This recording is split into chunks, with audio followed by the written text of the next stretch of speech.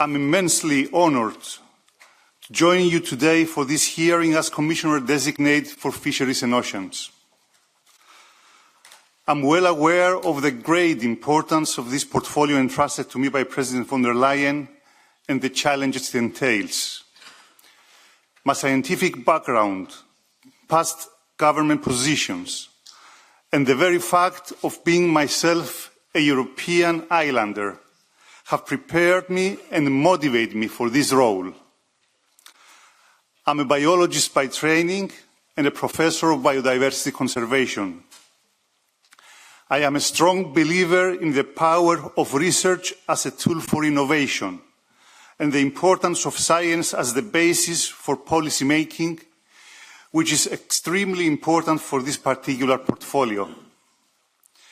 My teaching and research in biodiversity have given me deep insights into how important it is to ensure the health and productivity of our ecosystems. I have also come to appreciate the crucial role of local communities in sustainable development. Conservation measures are most effective when developed with their cooperation and their support. Beyond my academic career, I have also served in several ministerial posts. I was Minister of Health, then Education and Culture, and most recently, Agriculture, Rural Development and Environment.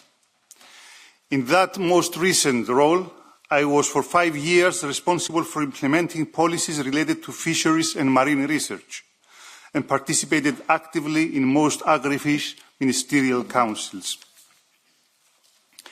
I strongly believe in the importance of democratic institutions, such as the European and national parliaments.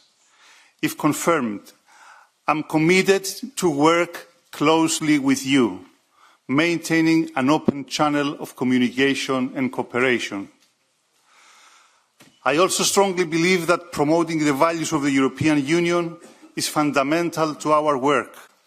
If confirmed, I will ensure that all policies and initiatives within my portfolio are grounded in the principles of democracy, human rights, sustainability and the rule of law. Honourable members, the creation of a dedicated fisheries and oceans portfolio is a recognition of the importance the Commission gives to the fisheries and blue economy sectors, including our coastal communities, as well as to the health of our oceans. Europe relies on the oceans and seas for its prosperity and security, and its unique ability to regulate the climate as the biggest carbon sink of the planet. What we do to preserve our oceans and our communities is important for our people today and for our future generations. We must secure sustainable, resilient and competitive fisheries and aquaculture sectors in the European Union. We must further promote our blue economy, and we must protect our oceans and ensure their coherent and sustainable use.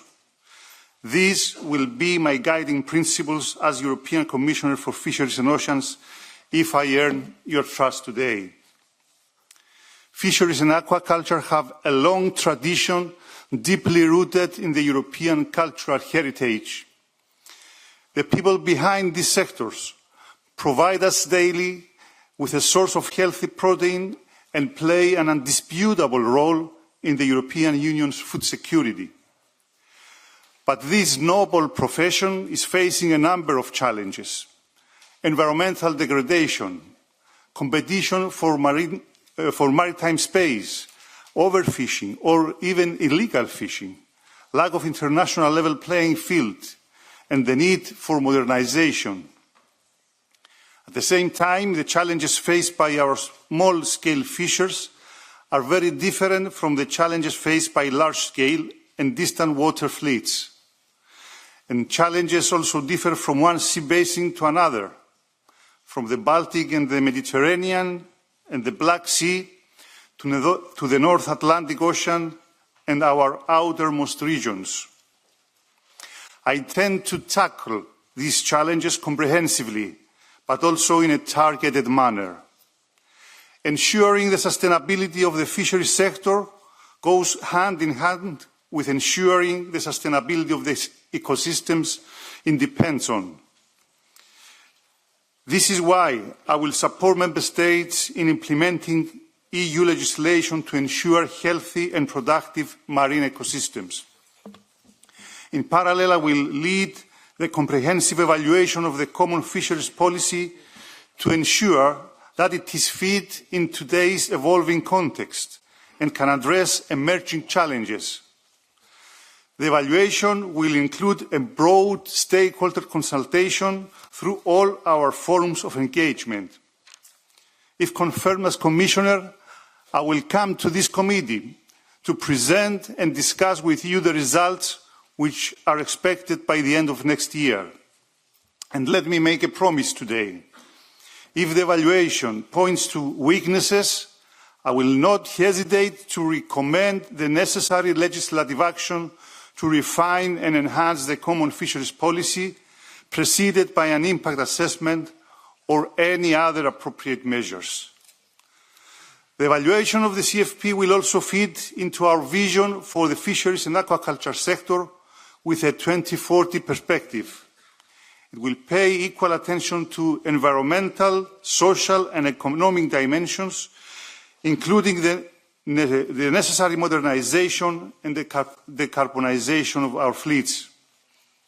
In this context, I will be attentive to the social dimension.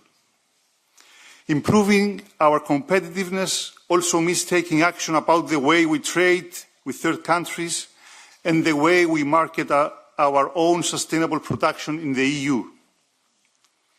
I want us to achieve a better level playing field for our hard-working fishers by promoting the European Union standards in all international forums. I will work closely with my fellow commissioners to better valorise sustainable fishing products on the European market and leverage the power of the internal market. The sector needs to be part of the discussions on the future of our food system. Of equal importance is to ensure stability and predictability of access to traditional EU fishing grounds and historical quotas in the North East Atlantic. I will make sure that in the relationship with the UK post-2026, the interests of our fishers are safeguarded, as we did in the negotiations of the Trade and Cooperation Agreement. I will also make sure that fisheries are part of a comprehensive approach to our bilateral relations with Norway, building on the successful high-level dialogue that has been started a few months ago. Moreover, I will lead the efforts for a renewed approach to our sustainable fisheries partnership agreements in line with our regional strategies and priorities. I will further lead global efforts for a zero-tolerance approach to illegal, unreported and unregulated fishing. At the same time, I will dedicate much of my attention to developing the full potential of the EU aquaculture, while improving animal welfare standards. Investing in aquaculture will help us to reduce our dependence on imports and create green jobs and sustainable growth. The competitiveness and resilience of the fisheries sector will largely depend on its ability to diversify its sources of energy and decrease the vulnerability to high fuel prices. By the end of 2025, I will deliver the energy transition roadmap for the fisheries and aquaculture sector's carbon neutrality with a 2050 perspective. Moreover, a competitive and resilient sector is a sector that takes into account the social dimension. I would like us to address issues such as occupational health and safety, the ageing boats, labour and skills shortages, the prominent gender gap, the ageing workforce, and the need for generational renewal.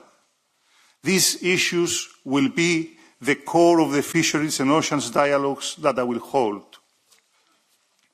The Fisheries and Oceans dialogues will also play a role in the development of a European Oceans Pact, which will frame a holistic and coherent approach across all policy areas linked to the ocean.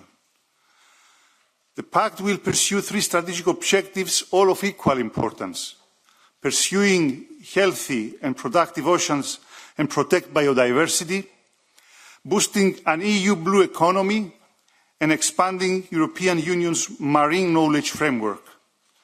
The Pact will be a roadmap for the mandate to come, and we aim to present it in time for the 2025 Ocean Conference in Nice next June 2025. It aims at maintaining the climate mitigating role of the oceans while developing the economic potential. Research and innovation are the driving forces for a competitive and resilient blue economy and for effectively protecting our oceans. I will therefore prepare the European Union Ocean and Research and Innovation Strategy. I will also support the Member States in optimising spatial planning to better achieve the objectives for nature and energy, food production, shipping, maritime safety and security. I want the fisheries sectors also engaged in the process. I will further explore the feasibility of European blue carbon reserves, as well as other possibilities for developing a new blue economy model for our coastal communities. In this context, I will also contribute to the climate adaptation plan, as coastal areas are highly vulnerable to the negative impact of climate change. You have seen what happened a few days ago in Valencia. Of course, the European Union cannot work alone to ensure that oceans are used sustainably. This is a global endeavour, and this is why I want to strengthen our ocean diplomacy. The European Union must continue to lead the global efforts to deliver on the 2030 Sustainable Development Goals, especially SDG 14, Life Below Water. To do this, I will ensure that the EU steps up its leadership on the protection and restoration of the marine environment in Europe and globally. I will also work towards the entry into force of the High Seas Treaty ahead of the United Nations Oceans Conference in Nice in June 2025. This also includes the necessary incorporation into EU law with a specific goal of protecting at least 30% of the high seas by 2030. Honourable members of the European Parliament, I'm well aware that this is a busy agenda. This is my plan. It has been enriched through my exchanges with you. You shared with me the worries and the concerns of the European citizens you represent. I have listened to you carefully. If confirmed as Commissioner, one of my very first actions will be to visit our coastal communities on the ground. I want to listen to them and assure them that decisions taken in Brussels will reflect their concerns and their aspirations. I want them to know that they will have a champion in me, because I am one of them, an islander from Cyprus. In these efforts, I would like to have you, honourable members of the European Parliament, by my side, because we have a European goal in common, a strong and resilient fisheries sector, and a global lead in the preservation and sustainable use of our precious ocean. Thank you for your attention.